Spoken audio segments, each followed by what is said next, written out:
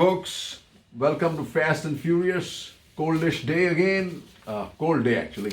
So I had mentioned yesterday in a very short piece of news about cyber security, and here on the mark, Economic Times has this editorial: declare cyber security emergency. Rightly says Homeland Security have been hacked, and for nearly 9 months without these departments or their cyber guardians being aware of the transgress. Wow, what does this mean for India and its defenses against foreign attackers?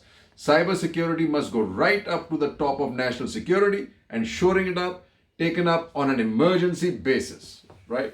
Yes, India does have some cyber security systems, like I said, in place. What the penetration of sensitive US government agencies by hackers shows is that such systems might prove to be offering more illusory protection than real security. And India really needs to take this, because a lot of whether the power systems, our GST systems, all the other systems, personal data, are all up for grab.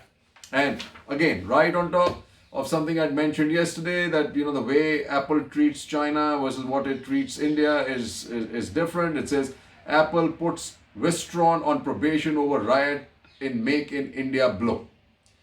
Well, here's the funny thing. I mean, as I said yesterday, China, there has been labor abuses for the last 15 years that have been flagged by various agencies, and not actually, forget Apple, nobody ever does anything in return. Right? Here's a really interesting article, right, by Faiz Mustafa.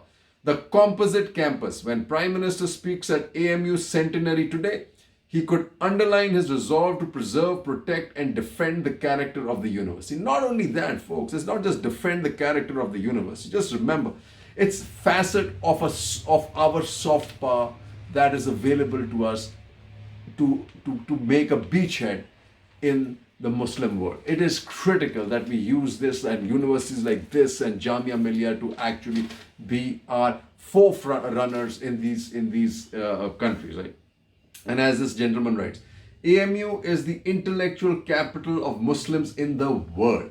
When PM talks, it will have a positive effect. Now, this is what I want to say. It's in the world, folks, not just in India, right? And what the UP in the dog, folks. CBI charge sheet indicts UP police in the Hathras case. What's new, folks, right?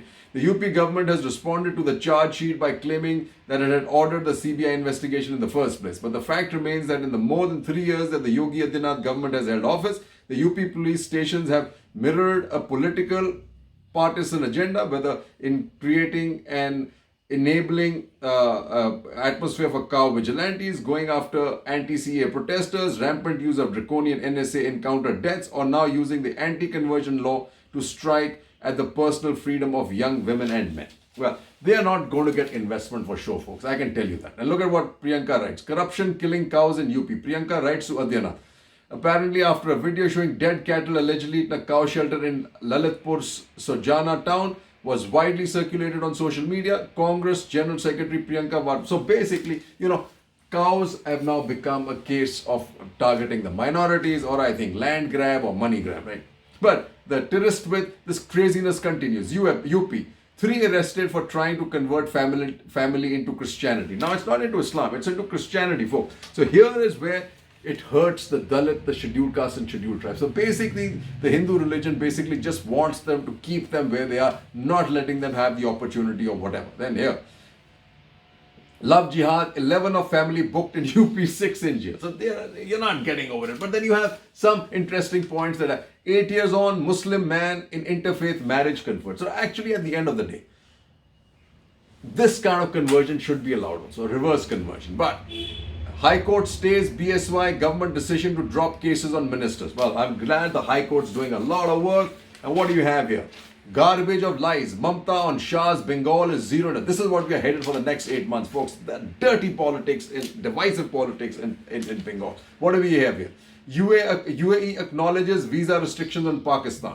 Interesting. And it's the families are being allowed, the single men are not being allowed, which shows security threat perception, folks. And what do we have here? Boeing Super Hornet clears ski jump test suitable for navigation. I hope we finally take this platform from the United States, folks. Cheers.